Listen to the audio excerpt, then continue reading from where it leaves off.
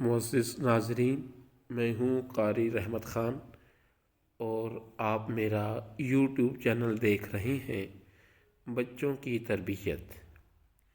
تو ناظرین، آج آپ کے ساتھ ایک ایسا عمل شیئر کر رہا ہوں،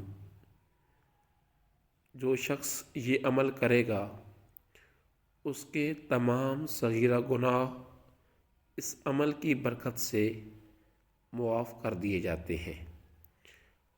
کیونکہ انسان کی ایک فطرت ہے، جب انسان گناہ کرتا ہے تو اس کے دل کے اوپر ایک سیاہ دھبا لگ جاتا ہے، اور جو وہ گناہ کرتا رہتا ہے تمام دل سیاہ ہو جاتا ہے، اور نہ ہی اسے پھر کوئی نیک کام کرنے میں لذت محسوس ہوتی ہے، نہ ہی دلچسپی رکھتا ہے۔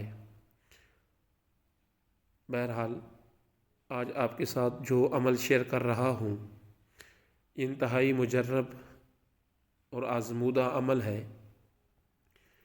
جو شخص فجر کی نماز پڑھتا ہے، نماز پڑھنے کے بعد ایک مرتبہ آیت الکرسی پڑھے، اس کے بعد جو وظائف کرنے ہیں وہ کر لے، دعا مانگ لے۔ دعا مانگنے کے بعد یہ 2 الفاظ 7 مرتبہ پڑھنے ہیں، اور اسی طرح مغرب کی نماز کے بعد یہی 2 الفاظ پھر 7 مرتبہ دہرانے ہیں۔ الفاظ جو ہیں وہ میں آپ کے سامنے پڑھ دیتا ہوں اور لکھ کے بھی سینڈ کر دوں گا تاکہ پڑھنے کے اندر آسانی ہو۔